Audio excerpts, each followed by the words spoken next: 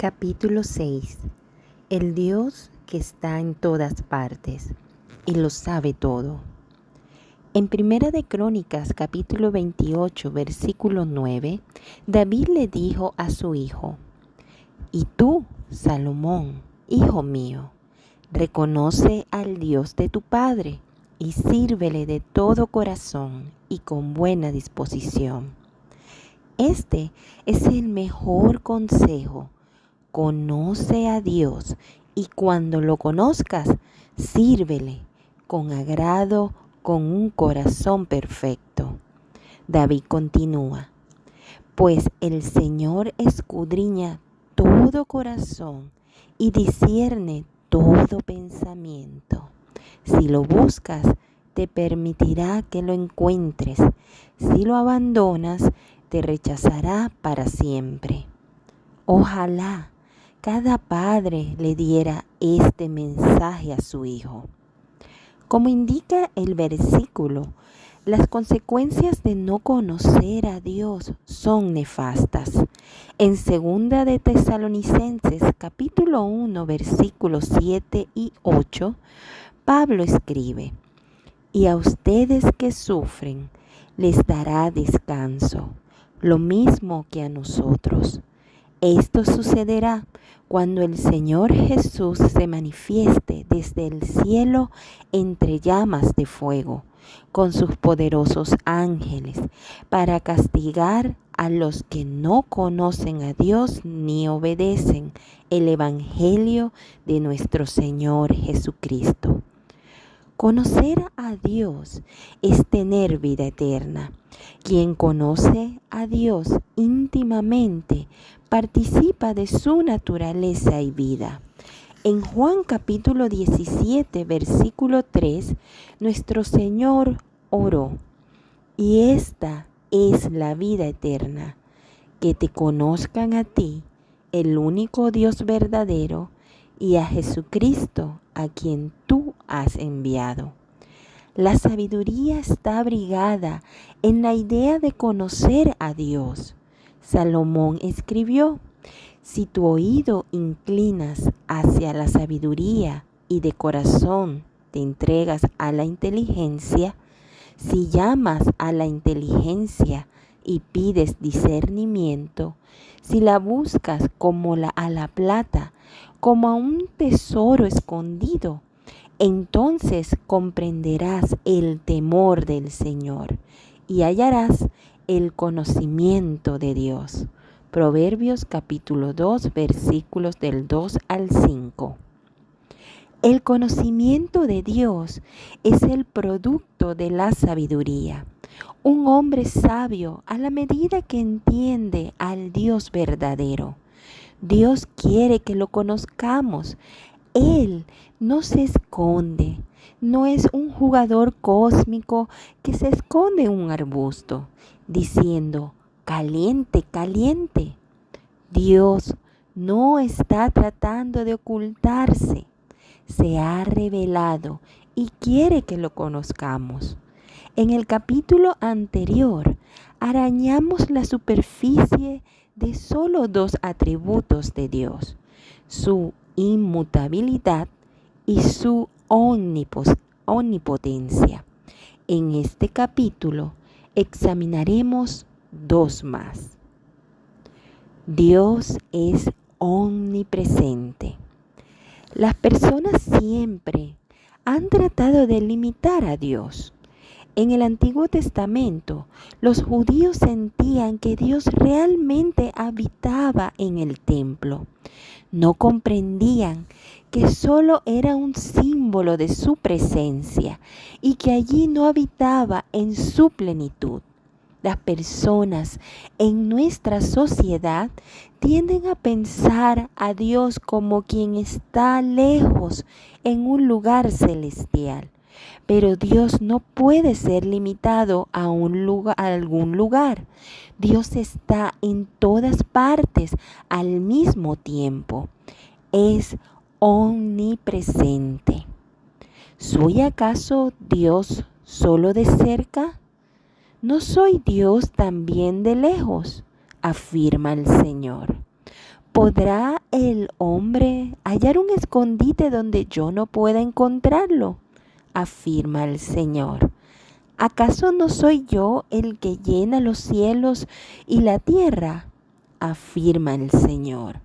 Jeremías capítulo 23, versículos 23 y 24. En otras palabras, Dios no es un ídolo confinado a un lugar. No puede contenerse en una construcción. No vamos a un lugar a adorar porque Dios está allí. Esa es una idea totalmente pagana. Los asirios pensaban que el Dios de los israelitas vivía en el monte y que sus dioses vivían en los valles. Algunos de los paganos pensaban que sus dioses vivían en arboledas especialmente preparadas para ellos. De acuerdo con Primera de Samuel, capítulo 5, los filisteos robaron el arca del pacto porque pensaban que esta era la representación del Dios de los israelitas. Tomaron el arca y la pusieron en el templo de su Dios, Dagón. Resolvieron que ese era el lugar donde vivían sus dioses, así que ¿por qué no poner al Dios israelita ahí? A la mañana siguiente, la estatua de Dagón estaba postrada sobre su rostro. Entonces lo volvieron a poner en su lugar. Al día siguiente, estaba postrado de nuevo, y en esta ocasión sus manos y su cabeza habían sido cortadas. Dios le había realizado una cirugía sobrenatural a ese ídolo. En Primera de Samuel, capítulo 5, verso 5 dice: Por eso, hasta el día de hoy, ninguno de los que entran en el templo de Dagón en Asdod pisan el umbral, ni siquiera los sacerdotes. Nunca nadie volvió a entrar al templo de Dagón en Asdod. ¿Quién quiere adorar a un Dios que es sometido por otro Dios más poderoso? Los filisteos relacionaban a su Dios con ese lugar, pero el Dios verdadero no habita en templos hechos por manos humanas. No puede ser limitado a un solo lugar, construcción u objeto. Está en todas partes y está disponible para los verdaderos adoradores. En ocasiones, el lenguaje que se usa en la escritura parece dar a entender que Dios se mueve de lugar a lugar, como en Génesis capítulo 11, versículo 5, que dice: Pero el Señor bajó para observar la ciudad y la torre que los hombres estaban construyendo. Este versículo solo está presentando una verdad difícil de entender en un lenguaje sencillo para nosotros. Quiere decir, desde la perspectiva humana, que Dios le prestó atención a la ciudad y a la torre de inmediato. No tenía que viajar para llegar allá, solo porque Dios actúa de forma única en un lugar, a la vez y por una razón especial. No quiere decir que no esté en todas partes al mismo tiempo. ¿Dónde habita Dios? ¿Qué quiere decir la palabra cuando habla del lugar en el que habita Dios? Por ejemplo, el Nuevo Testamento enseña que mora en los creyentes. Dios solo está en el corazón de los creyentes. ¿No está también en el corazón de los hombres perversos? Cuando la Biblia dice que los creyentes son el templo de Dios, 1 Corintios capítulo 3 versículo 16, habla de la relación especial que el Señor tiene con los redimidos. Habla de su presencia relacional y espiritual. La imagen de Dios en esencia está presente en cada persona, pero tiene una relación única con los creyentes. En el Antiguo Testamento se decía que habitaba entre las alas de los querubines del arca del pacto. Esto simplemente quiere decir que en el lugar santísimo había un lugar donde Dios estableció el trono de su majestad de forma simbólica. Hoy, la iglesia cumple con ese propósito. Los creyentes son templos, símbolos de la presencia majestuosa de Dios. En el reino, el trono de Dios se representará con el trono en Jerusalén en el que reinará Cristo. En el cielo se representa con el trono descrito en Apocalipsis capítulo 4 y 5. Todos estos son solo símbolos y el símbolo de la presencia de Dios nunca implica el aprisionamiento de su esencia. Dios está en todas partes. Incluso Dios está en lugares asociados con la maldad. Está en el corazón del pecador para examinarlo y convencerlo. Está en el infierno para realizar sus actos de juicio. Por esta razón, es aquel que es capaz de destruir tanto el alma como el cuerpo en el infierno. Esto no quiere decir que se corrompa con la maldad que está a su alrededor. Su esencia está en todas partes, pero nunca se mezcla con alguna impureza. En cierto sentido, para comprenderlo más claramente, Dios es como los rayos del sol. Un rayo de sol puede caer sobre un cadáver podrido en un campo, pero este nunca le traspasa algo de su corrupción al rayo de sol. Simplemente, Dios es la esencia de lo que es. No es mezcla con nada. Nada lo corrompe. Jesús vino al mundo, caminó por el mundo, vio el pecado y fue amigo de los pecadores, pero no hubo pecado en él. Dios puede tocar todo y no ser corrompido por nada.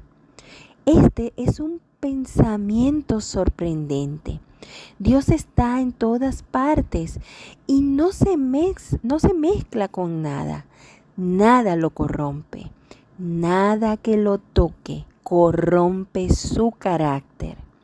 ¿Qué tipo de aplicación práctica ofrece esta doctrina? La respuesta del creyente a la presencia de Dios. Primero, representa seguridad. Sin importar qué tan adversas sean las circunstancias o emociones que experimentemos, aunque seamos conscientes de que Dios está o no, está ahí. Podemos dudar de su presencia, podemos sentir que está lejos, pero está tan cerca como siempre lo ha estado, pues dijo: nunca te dejaré, jamás te abandonaré. Hebreos capítulo 13, verso 5. En Filipenses capítulo 4, versículos del 5 al 6, incluye esta oración: el Señor está cerca. No se inquieten por nada, más bien, en toda ocasión, con oración y ruego, presente sus peticiones a Dios y denle gracias. Aunque a menudo se piensa que este versículo se refiere a la segunda venida, realmente habla de la presencia perpetua de Cristo. Está aquí todo el tiempo. Dese cuenta de ello.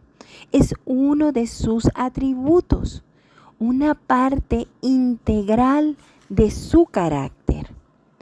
¿Un cristiano puede ser separado de Dios? No. Nada en el universo puede separarlo de la esencia de Dios. Y un creyente no puede ser separado de la relación que tiene con Él, pues siempre está aquí. En 2 de Timoteo, capítulo 2, versículo 13, se nos dice que aun si nuestra fe empieza a flaquear, Él permanece fiel. El compañerismo inquebrantable es el símbolo del creyente. Dios está con nosotros ahora, tanto como estará con nosotros en la eternidad. Permanece dentro de nosotros. Esa es una grandiosa fuente de seguridad. También, la presencia de Dios apoya al creyente. Cuando Dios llamó a Moisés, Él le contestó en Éxodo capítulo 4, versículo 10. Señor, yo nunca me he distinguido por mi facilidad de palabra, objetó Moisés. Y esto no es algo que haya comenzado ayer ni anteayer, ni hoy que te diriges a este servidor tuyo. Francamente, me cuesta mucho trabajo hablar.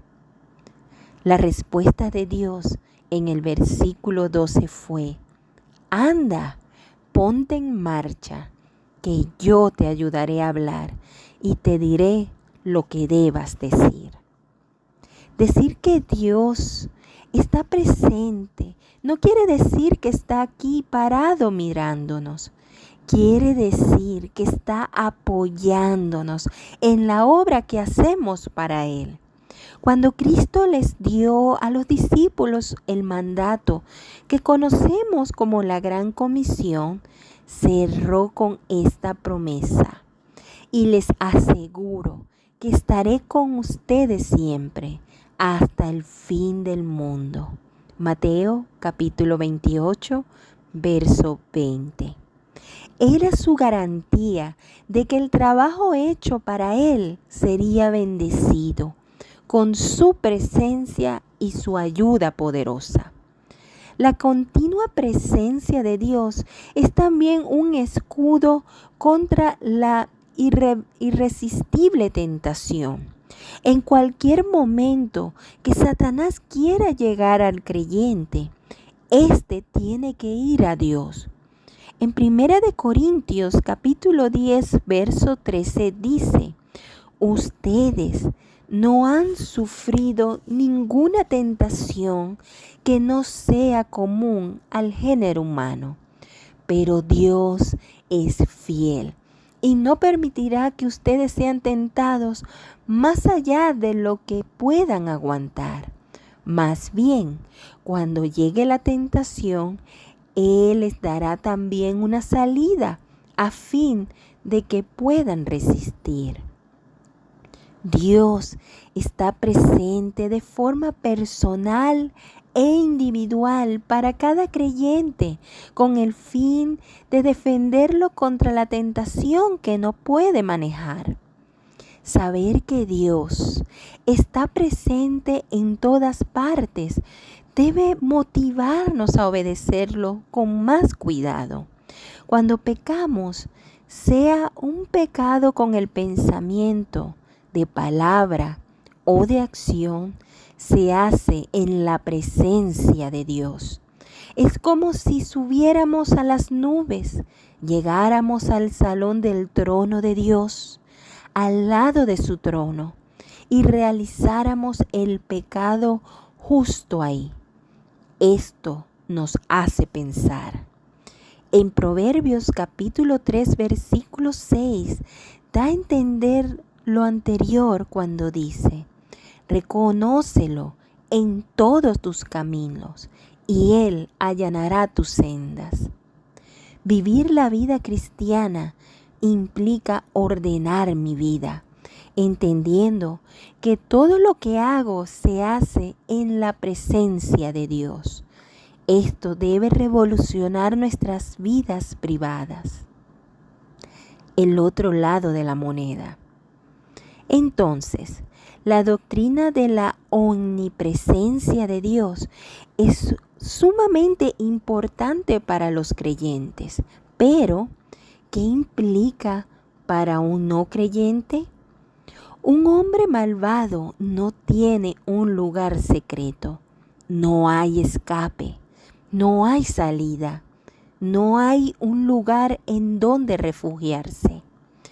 En Amós, capítulo 9, versículos del 2 al 4, amplía la perspectiva de la situación apremiante del no creyente que trata de esconderse de Dios.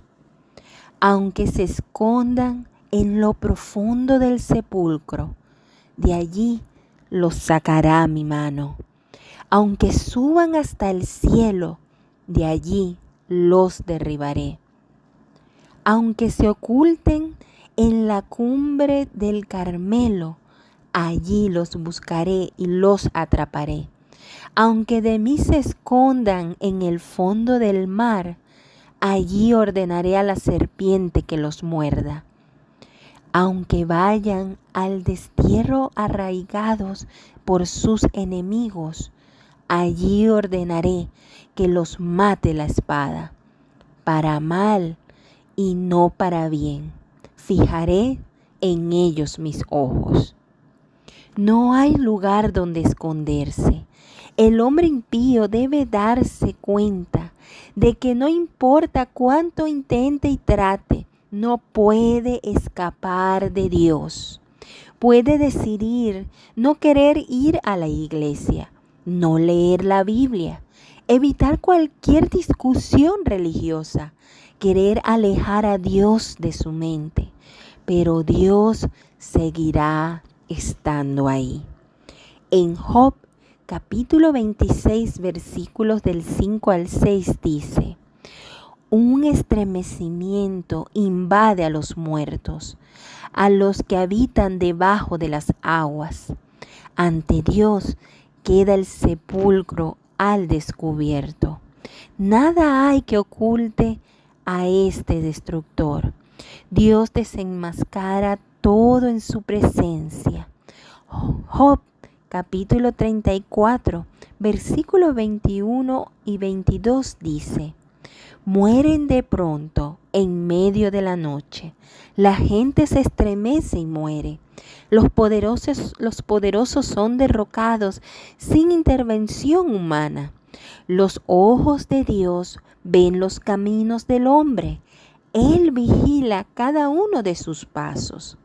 En el Salmo 139, versículos del 7 al 12, David dice: ¿a dónde podría alejarme de tu espíritu? ¿A dónde podría huir de tu presencia? Si subiera al cielo, allí estás tú. Si tendiera mi lecho en el fondo del abismo, también estás allí. Si me elevara sobre las alas del alba, o me estableciera en los extremos del mar, aún allí tu mano me guiaría, me sostendría tu mano derecha. Y si dijera que me oculten las tinieblas, que la luz se haga noche en torno mío, ni las tinieblas serían oscuras para ti, y aún la noche sería clara como el día.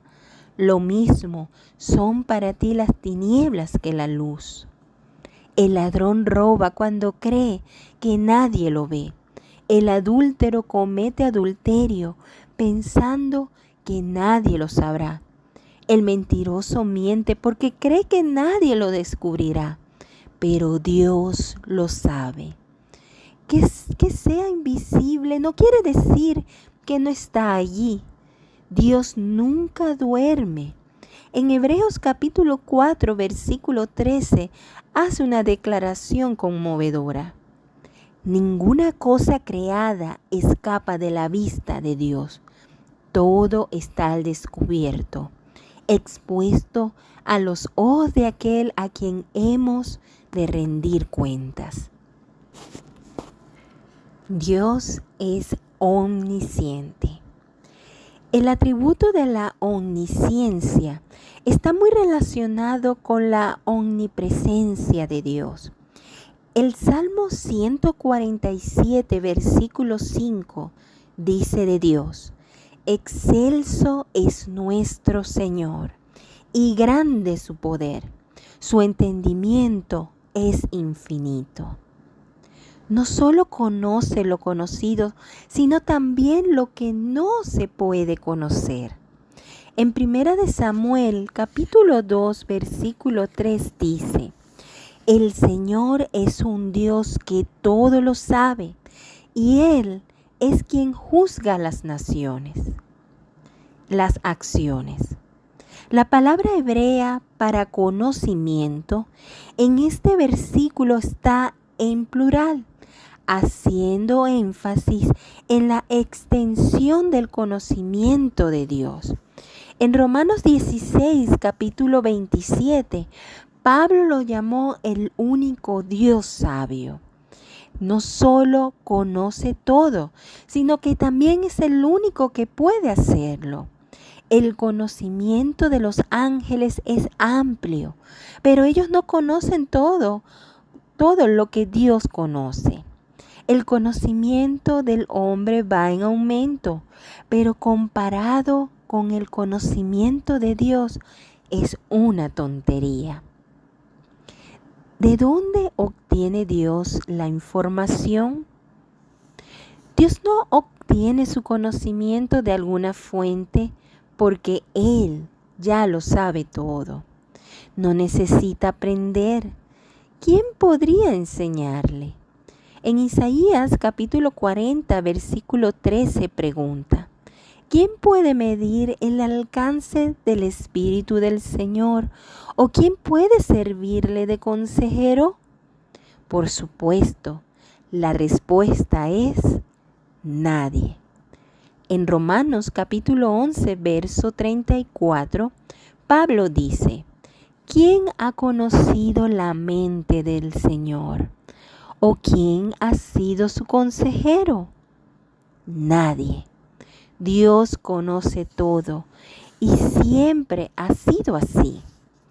No hacemos nuestras peticiones de oración para darle a Dios información que Él necesite. Él conoce nuestras necesidades antes de que oremos. Oramos para abrir nuestros corazones y demostrar que nos preocupamos, pues Él ha decidido ocuparse de nuestras oraciones. Ningún conocimiento está lejos del alcance de Dios. No existe un pensamiento, una palabra o una acción que sea secreta y que le podamos esconder. Dios conoce incluso el número de cabellos de su cabeza. ¿Por qué se molestaría en contar nuestros cabellos? No los cuenta. Simplemente lo sabe. Dios no tiene un libro de registros sobre el cabello solo para probar que tiene razón. Cualquier cosa que sea, la conoce. No tiene que aprender para informarse. Dios puede ver más allá del exterior. En Apocalipsis capítulo 2, versículo 23 dice: así sabrán todas las iglesias que yo soy el que escudriña la mente y el corazón, y a cada uno de ustedes los trataré de acuerdo con sus obras. No podemos ocultarle secretos a Dios, pues ve nuestros corazones y nuestras mentes, tanto como nuestro interior. El Salmo 139, versículo 4 dice: no me llega aún la palabra a la lengua cuando tú, Señor, ya la sabes toda. Dios escucha nuestros susurros como si fueran transmisiones radiales, y nuestras mentes no pueden concebir el pensamiento más sutil fuera del conocimiento de Dios, quien dice en Isaías capítulo 66, versículo 18, en la versión Reina Valera 1960, porque yo conozco sus pensamientos. Muchos episodios en los evangelios nos dicen que Jesús podía ver los corazones de los hombres. En Juan capítulo 2, versículo 25, nos dice que Él conoce lo que hay en el corazón del hombre. Y Lucas capítulo 6, versículo 8 dice: Él conocía los pensamientos de ellos. Nicodemo fue a Jesús con una pregunta en su boca y otra en su mente. Juan capítulo 3. Jesús le respondió la que tenía en la mente, aunque Nicodemo nunca la formuló. La infinita sabiduría de Dios. La omnisciencia de Dios es inseparable de su perfecta sabiduría. La sabiduría es la omnisciencia que actúa con una voluntad sana. Si Dios conoce el final desde el principio, conoce cada paso que hay en medio y es capaz de hacer que, a la larga, todas las cosas funcionen para bien, aun cuando las circunstancias parezcan adversas para nosotros. Romanos capítulo 8, versículo 28. Observe la creación de Dios. Todo, desde la vastedad del universo hasta el detalle más microscópico del mundo, evidencia una asombrosa sabiduría. Las partes que componen el universo se extienden más allá de nuestros cálculos y todo funciona en armonía con lo demás para lograr lo que Dios se ha propuesto. La creación de Dios es un monumento a su sabiduría. El Salmo 104, versículo 24 dice: Oh Señor, cuán numerosas son tus obras. Todas ellas las hiciste con sabiduría. Rebosa la tierra con todas tus criaturas. Dios sabe todo. ¿Y qué? ¿Cuáles son las lecciones prácticas de la omnisciencia de Dios? ¿En qué forma afecta a los creyentes?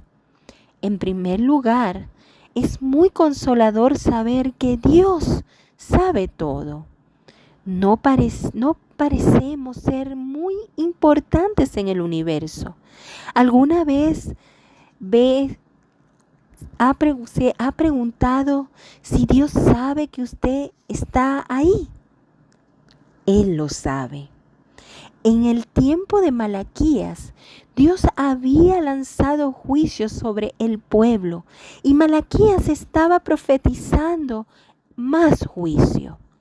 Un grupo de personas justas empezó a preguntarse si serían arrasados en la destrucción indiscriminadamente. Malaquías capítulo 3 versículos 16 y 17 dice: Los que temían al Señor hablaron entre sí, y Él los escuchó y les prestó atención. Entonces se escribió en su presencia un libro de memorias de aquellos que temen al Señor y honran su nombre. El día que yo actúe, ellos serán mi propiedad exclusiva, dice el Señor Todopoderoso. Tendré compasión de ellos, como se compadece un hombre del hijo que le sirve. Dios tiene un libro con los nombres de las personas de su pueblo y no se olvida de quienes le pertenecen. De acuerdo con Apocalipsis capítulo 13, versículo 8, los nombres de los creyentes han sido registrados en el libro de Dios desde la fundación del mundo, pues los conocía desde antes.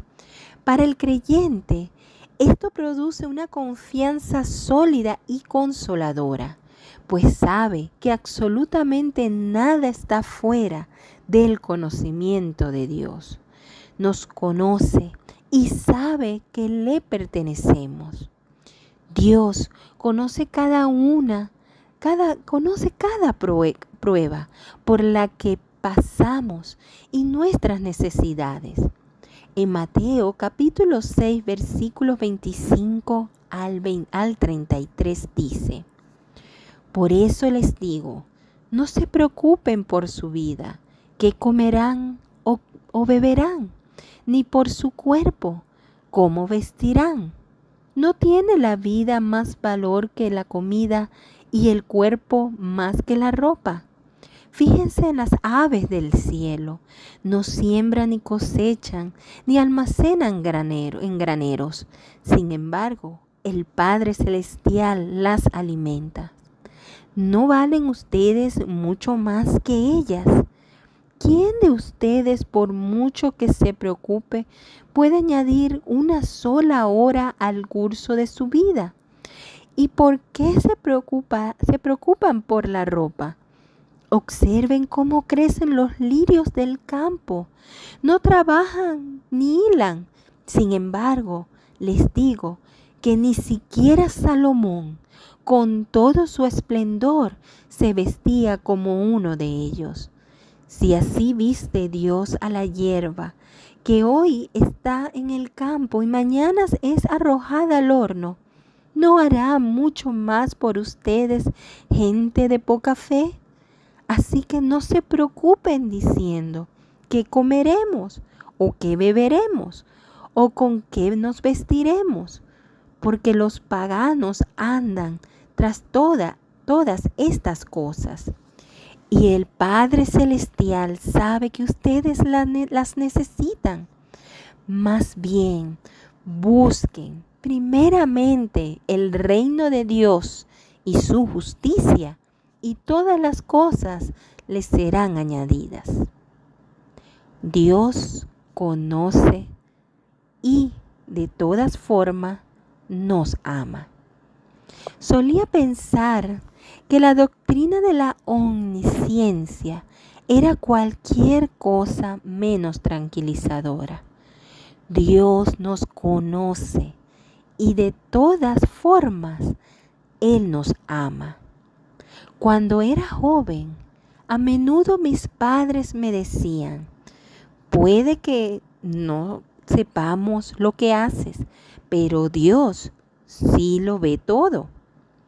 Pensaba que en esto como una amenaza, algo que solo me hacía temer hacer cualquier cosa equivocada. No olvide que la omnisciencia de Dios es una fuerza disuasoria contra el pecado. Dios es el único maestro que nunca abandona el salón. En 2 de Corintios capítulo 5 verso 10 nos dice que un día seremos llamados a rendir cuentas por todas las cosas que hemos hecho en el cuerpo. Y en 1 de Corintios capítulo 4 versículo 5 dice que Él sacará a la luz lo que está oculto en la oscuridad y pondrá al descubierto las intenciones de cada corazón. Es una motivación poderosa para vivir rectamente. Mis padres tenían razón.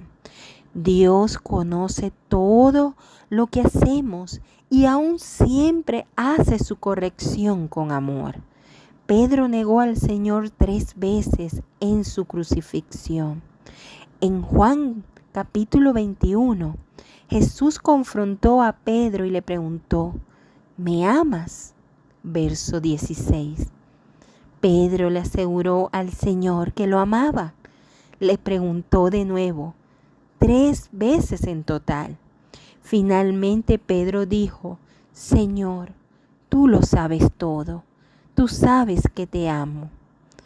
Pedro apeló a la omnisciencia de Jesús en lugar de comprobar su amor mediante la conducta visible.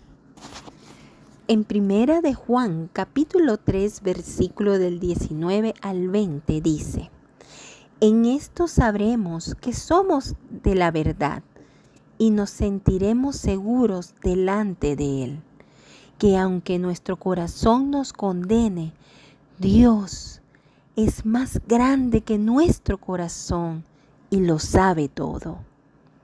La omnisciencia de Dios es, para nosotros, más que la simple acción de un guardián. Es la fuente de nuestra confianza y seguridad, pues más allá de nuestra desobediencia y fracaso, ve un corazón que lo ama. La omnisciencia de Dios y el no creyente. Para el no creyente, la doctrina de la omnisciencia no es un consuelo. Lo desenmascara y revela la estupidez de la hipocresía. Dios no es como el hombre, quien mira la apariencia exterior. Él mira el corazón. La idea de que un hombre puede jugar con Dios y ganar es demolida por la verdad de que Dios lo conoce todo. No puede ser burlado.